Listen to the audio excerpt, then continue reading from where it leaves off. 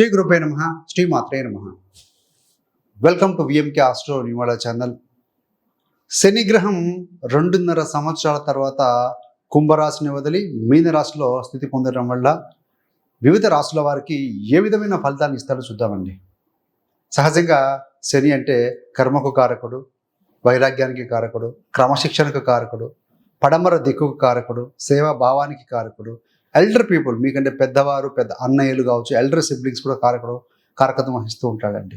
న్యాయాధీశుడు అని చెప్పవచ్చు. ఇలాంటి యొక్క శని నిదానత్వాన్ని కూడా ఇస్తాడు. జాతకంలో కనుక బలంగా ఉంటే మంచి శుభ ఫలితాలు, ఎక్సలెంట్ ఫలితాలను ఇస్తారండి. అదేవిధంగా శని కనుక బలహీనంగా ఉంటే లేబోరియస్, హార్డ్ వర్క్ చేయడం, చేసిన ఫలానికి సరైన ప్రతిఫలం దొరకపోవటం, ఇలాంటివన్నీ కనపడుతూ ఉంటాయి. నిదానం జరగడం ఉంటాయి. మరి ఈ యొక్క శనిశ్చరుడు 29 మార్చి 2025 రోజున రాత్రి 10 గంటల తర్వాత కుంభాన్ని వదిలి మీన రాశిలో స్థితి పొందబోతున్నారు. అక్కడ ఏంటంటే 2/6/2027 తారీఖు వరకు ఉంటారండి.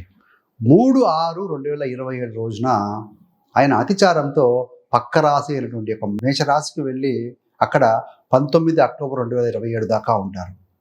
మళ్ళీ 20 అక్టోబర్ 2027 నుండి 24/2/2028 వరకు మీన రాశిలోనే స్థితి పొంది ఉంటారు. అంటే దాదాపుగా 2.5 సంవత్సరాల పాటుగా అక్కడ ఉంటారు. మరి శని సహజంగా ఏ భావాలకు కారకత్వం వహిస్తాడయ్యానంటే 6, 8, 12 భావాలకు ఆధిపత్యం వహిస్తాడు. 6వ స్థానం అంటే శత్రు, రుణ, రోగ బాధ. 8 అంటే కష్ట నష్టాలు, మృత్యువు, డిస్ప్యూట్ మనీ, సడన్గా జరిగే విషయాలు, ఆయువుకు సంబంధించిన విషయాలు, ఇవన్నీ ఇండికేట్ చేస్తాయండి. రీసెర్చ్ కూడా ఇండికేట్ చేస్తుంది, సీక్రెటివ్ లైఫ్ కూడా. 12వ స్థానం అంటే పడక సుఖాలు, నష్టం, కష్టం, వేస్టేజ్, వృధా ఖర్చులు, ఈవెన్ పాజిటివ్ తీసుకుంటే డొనేషన్స్, ఆధ్యాత్మికత, స్పిరిచువల్ ఇంక్లినేషను, సమయపాలన కంటే అతను డిలే అవటం లాంటివి కనబడుతూ ఉంటాయి. అదేవిధంగా శని పరమర దిక్కు కూడా కారకత్వం వహిస్తాడు. బ్లాక్ కలర్, నలుపు రంగు సూచిస్తాడండి.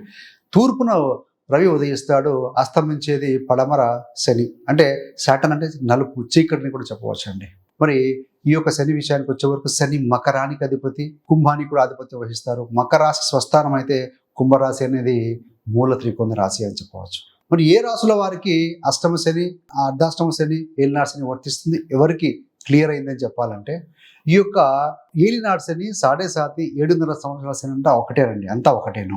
ముఖ్యంగా మకర రాశి వారికి 29 మార్చి 2025 తేదీతోటి వీరికి ఏలినాడు శని క్లియర్ అవుతుంది.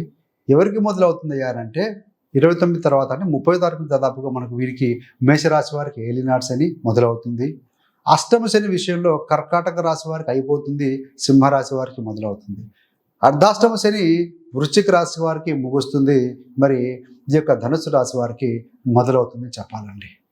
మరి ఈ యొక్క శని అనేది ఈ 2.5 సంవత్సరాల పాటుగా పూర్వభాద్ర 4వ పాదం, ఉత్తరాభాద్ర 4 పాదాలు, రేవతి 4 పాదాలు, మరి అతిచారం వెళ్ళినప్పుడు మేషంలో కూడా కొంతకాలం వెళ్ళి వస్తారండి. సింహరాశి వారికి ఈ యొక్క గోచారంలో శనిగ్రహం కుంభరాశిని వదిలి మీనరాశిలోకి వెళ్ళటం వల్ల ఎలాంటి శుభ అశుభ ఫలితాలు ఇవ్వబోతున్నారో చూద్దామండి. సింహరాశికి అధిపతి రవి, సింహరాశిలో మక 4 పాదాలు, పుబ్బ 4 పాదాలు, ఉత్తర 1వ పాదం, 9 నక్షత్ర పాదాలు ఉంటాయండి. సో వీరందరికీ కూడా మనం చెప్పుకోబెట్టిన యొక్క గోచార ఫలాలు వర్తిస్తాయి. సింహరాశి వారికి ఏంటంటే 6 మరియు 7వ స్థానాధిపతి శనిశ్చరుడు. 29 మార్చి 2025 రోజున రాత్రి 10 గంటల తర్వాత శని కుంభాన్ని వదిలి మీనంలో వెళ్ళటంతో అష్టమ శని మొదలవుతుంది ఈ యొక్క సింహరాశి వారికి. అష్టమ శని ప్రభావం ఏ విధంగా ఉంటుందయ్యా అంటే సహజంగా మానసిక శోభ, ఒకలాంటి ఏంటంటే భయం, ఆందోళన, యాంగ్జైటీ కాస్త కనపడుతూ ఉంటాయి. ఎవరికైనా సరే చంద్రుడు కనుక సింహరాశిలో ఉంటే వాడి జన్మరాశి సింహం అవుతుంది. సో చంద్రరాశి నుండి శని అష్టమంలోకి వెళ్తాడు. అంటే సింహం నుంచి ఈ యొక్క మీనం 8వ స్థానం అవుతుంది. మీనం నుండి సింహం 6వ స్థానం ఉంది కాబట్టి షష్ఠ అష్టక స్థితి అంటూ ఉంటారండి. మరి ఎలాంటి ఫలితాన్ని ఇస్తాడు అంటే సహజంగా 8వ స్థానంలో శని జన్మజాతక చక్రంలో ఉన్న, గోచారంలో ఉన్న ఆయువు ఉంటుందండి. కాకపోతే కష్టాలు, కొంచెం ఆబ్స్టాకిల్స్ అయితే కాస్త ఉంటాయని చెప్పాలి. మరి ఎలాంటి ప్రభావం ఇస్తాడు అంటే రీసెర్చ్ చేసేవారికి, ఆధ్యాత్మిక సాధనలో ఉన్నవారికి, అలాంటి వారికి మాత్రం పాజిటివ్ ఫలితాలను ఇస్తాడు. ఎవరైతే శని హార్డ్ వర్క్ కారకుడు కదా, హార్డ్ వర్క్ కాకుండా షార్ట్ కట్ మెథడ్స్ బెదురుతూ ఇల్లీగల్ మీన్స్లో సంపాదన చేస్తూ, ఉద్యోగాలు చేస్తూ, సో కింది వారిని ఎవరైతే కనుక ఇబ్బంది పెడుతూ ఉంటారో అలాంటి వారికి వర్క్లో కాస్త ఇబ్బందులు మొదలయ్యే అవకాశం ఉంటుంది. ఇక్కడ శని మీన రాశిలో ఉండి ఆయన తృతీయ దృష్ట్యత మీ యొక్క 10వ స్థానాన్ని చూస్తూ ఉన్నారు వృషభ రాశిని. మరి ఎలా ఉంటుంది అంటే శని దృష్టి సహజంగా మనం పాజిటివ్గా తీసుకోం. 6, 8, 12 భావాలకు ఆధిపత్యం వహించేది కూడా ఈ యొక్క శనిశ్చరుడే. 10వ స్థానం మీద దృష్టి పెట్టాడు కాబట్టి వృత్తిలో టెన్షన్. ఉదాహరణకి మీరు మంచి పొజిషన్లో ఉన్నా కూడా మీ యొక్క కొలీగ్ కావచ్చు, నేబర్ కావచ్చు, లీవ్లో వెళ్ళారు, లేకుంటే ఆయనకి ఏదైనా ప్రమోషన్ వచ్చి వెళ్ళింది అనుకోండి, ఇంకొకరు ఆ ప్లేస్లో రిప్లేస్ కాకపోవడం వల్ల మీకు పని ఒత్తిడి, పని భారం పెరగటం, అంటే వాళ్ళ యొక్క పర్ఫార్మెన్స్ సరిగా లేదో వారికి మాత్రం కాస్త వరి ఉంటుంది. అనుకోని బదిలీలు, ట్రాన్స్ఫర్స్, కాస్త సస్పెన్స్ ఉంటుంది, యాంగ్జైటీ అనేది క్రియేట్ అవుతూ ఉంటుందండి. అది కాస్త ఉంటుంది. మరి ఈ యొక్క శని దృష్టి అనేది 7వ దృష్టి చేత మీ యొక్క ద్వితీయ స్థానాన్ని చూస్తూ ఉన్నారు. ఆ రాశ్యాధిపతి శని ఉన్న రాశ్యాధిపతి లాభంలో ఉన్నారు కాబట్టి సడన్ మనీ కూడా వస్తుందండి. మీకు ఏదైనా ఎప్పటి నుంచో స్ట్రక్ అయిన మనీ కూడా వచ్చే అవకాశం ఉంది. కాకపోతే మీకు ప్రాపర్టీ సంబంధం కూడా చికాకులు ఏదైనా ఉంటే అవి కూడా తొలగిపోయే అవకాశం బలంగా ఉంది. కానీ మీరు ఏదైనా ధనం ఇస్తే తిరిగి రాకపోవటం, మీరు పెట్టేటువంటి పెట్టుబడులు అవి బ్యాడ్ ఇన్వెస్ట్మెంట్గా మారటం, మీరు ఏదైనా మ్యూచువల్ ఫండ్లో పెడుతున్నారు, ఫండ్ బాగా పర్ఫార్మెన్స్ ఇస్తుంది, అది మీరు పెట్టిన తర్వాత పర్ఫార్మెన్స్ ఆ టైంలో కాస్త లో అవ్వటం కావచ్చు, ఇలాంటివి టెంపరీ కనపడుతూ ఉంటాయి. సో ఎదుటి వారికి ధనం ఇస్తే వెంటనే ధనం తిరిగి రాకపోవటం. 2వ స్థానం ఫుడ్ హ్యాబిట్ కూడా అండి, మౌత్ కూడా కదా.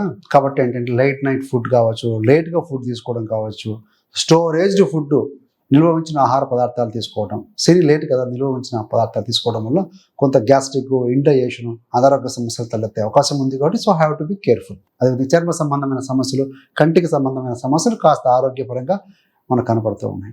మరి ఈ యొక్క శని యొక్క దృష్టి 10వ దృష్టి చేత మీ యొక్క 5వ స్థానాన్ని చూస్తూ ఉంటారు.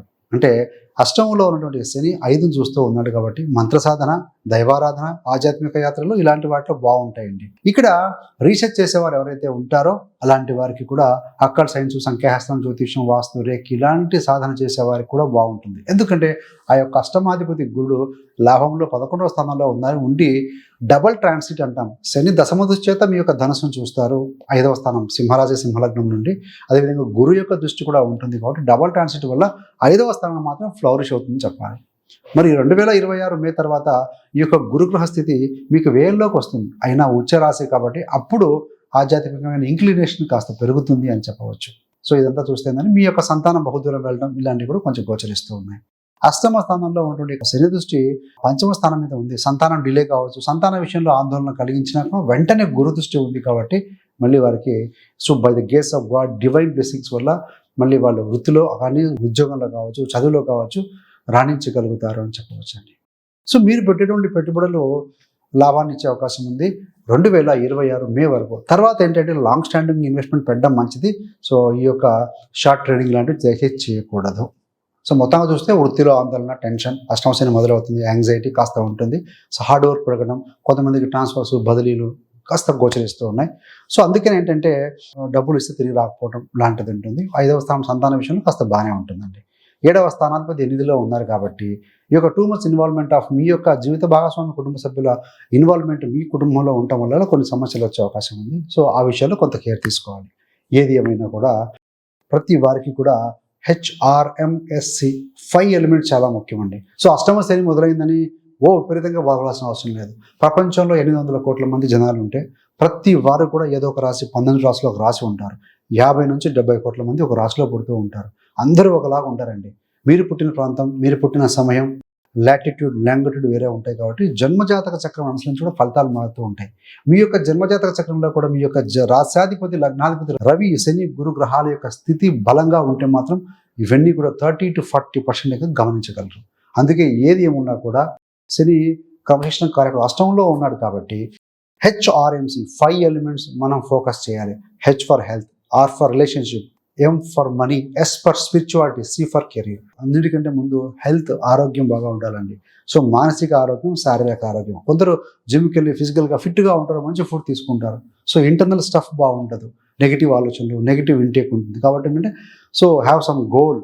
సో ఫిజికల్, మెంటల్ యాటిట్యూడ్ మార్చుకోవడం కోసం ధ్యానం చేయటము, రోజు 6 నుంచి 8 గంటలు నిద్ర ఉండటం, క్వాలిటీ ఫుడ్ తీసుకోవడం, కమిట్మెంట్ తీసుకొని ఏదైనా నడక, ప్రాణాయామం, ధ్యానం చేసుకోవడం ఇలాంటివి ఉంటే కనుక చాలా అద్భుతంగా ఉంటుందండి. మరి క్రమశిక్షణ కారకుడు శని కాబట్టి శని ప్రభావం తగ్గుతుంది. రెండవది ఏంటంటే వృత్తిలో మీకు అప్పచెప్పినటువంటి పని ఏదైతే ఉందో అది ఎప్పటికప్పుడు సో పోస్ట్పోన్మెంట్ లేకుండా క్లియర్ చేసుకుంటూ పద్ధతి ప్రకారం జాగ్రత్తగా మెలగాలి. రెండవది R ఫర్ రిలేషన్షిప్. వృత్తిలో కావచ్చు, ఇంట కావచ్చు, బయట కావచ్చు, ఎక్కడైతే కనుక ఎవరితోనైనా సరే ఏదైనా కాస్త నెగిటివ్గా ఉందనుకోండి, సో చేంజ్ ఆఫ్ యాటిట్యూడ్, వారి గురించిన పాజిటివ్ థింగ్స్, గతంలో వారు చేసిన మంచి పనులు కావచ్చు, వాటి మీద ఫోకస్ చేయడం వల్ల సో ఆటోమేటిక్గా ఆ రిలేషన్షిప్ వూండ్ ఏదైతే గాయం ఉందో మాయమైపోతుంది. ఏం ఫర్ మనీ. సో అష్టమంలో శని ద్వితీయాన్ని చూస్తూ ఉన్నాడు. సో ఎవరికి డబ్బులు ఇస్తారో వచ్చేటికి అవకాశం తక్కువగా ఉంది. సో బెటర్ ధనం ఉంటే వెంటనే ఇన్వెస్ట్ చేసుకోండి హ్యాపీగా. వాళ్ళు అడిగే అవకాశం కూడా లేదు. ఏదైనా బాగా ప్రణాపాయంలో ఉంటే ఎవరికైనా హెల్ప్ చేయొచ్చు. సో మ్యూచువల్ ఫండా, లేకపోతే కనుక ప్రాపర్టీనా, ఏదైనా ఫిక్స్డ్ డిపాజిట్, చిల్డ్రన్స్ మీద ఏదైనా కొంత గోల్డ్ తీసుకోవడం పెట్టడం, ఇలాంటివి ఏదైనా సరే మార్గాలు వెతకండి. సో మరి ఏమైపోయింది కదా, ఎస్ ఫర్ స్పిరిచువాలిటీ. అష్టంలో శని ఉన్నాడు, ఆటోమేటిక్గా స్పిరిచువల్ సాధన గురించి ఆలోచిస్తూ ఉంటారు. సో ప్రతిరోజు కొంత ధ్యానం చేయటం. సో మనకేంటంటే చక్రాలు యాక్టివ్గా ఉంటేనే జబ్బులు రాకుండా ఉండగలవు. సో అది యాక్టివ్గా ఉండాలంటే ధ్యానం ఎందుకు చేస్తారు అంటే, రెండు భృకుటుల మధ్యన మనం దృష్టి పెట్టడం వల్ల అది ఆగ్నేయ చక్రానికి సంబంధించినటువంటి ప్రాంతం కాబట్టి, సో ఈ యొక్క మిగతా ఏవైతే చక్రాలు బ్యాలెన్స్గా ఉండే అవకాశం ఉంది. అప్పుడు రాహు ప్రభావం తగ్గుతుంది కాబట్టి హెల్తీగా ఉంటాం. That is the reason behind the science అండి. సో అదేవిధంగా ధ్యానం లాంటి చేసుకోవడం. సి ఫర్ కెరీర్లో గోల్ పెట్టుకోండి. సో ఆ కెరీర్లో గోల్ పెట్టుకొని మనం దానికోసం పాటుపడుతూ ఉంటే డెఫినెట్గా సక్సెస్ఫుల్గా ముందుకు వెళ్తాం. అదేవిధంగా సూర్యారాధన, సూర్యుడికి అర్ఘ్యం ఇవ్వడం కూడా చాలా ముఖ్యం అండి. రవి ఆత్మస్థైర్యం కోల్పోకుండా ఉండాలంటే రవి బలం కావాల్సిందే. సో పెద్దవారి తండ్రి సమానుల యొక్క బ్లెస్సింగ్స్ కూడా తీసుకోవడం వల్ల మంచి మీకు ఫలితాలే ఉంటాయి. So thanks for watching. ఇలాంటి మరిన్ని మంచి వీడియోల కోసం విఎంకే ఆస్ట్రోనామీ ఛానల్ సబ్స్క్రైబ్ చేసుకోగలరు. పక్కనున్న బెల్ సింబల్ మీద క్లిక్ చేస్తే మేము చేసే ప్రతి వీడియో కూడా నోటిఫికేషన్ ద్వారా మీ దాకా అందుతుంది. సర్వేజన సుఖినో భవంతు. స్వస్తి.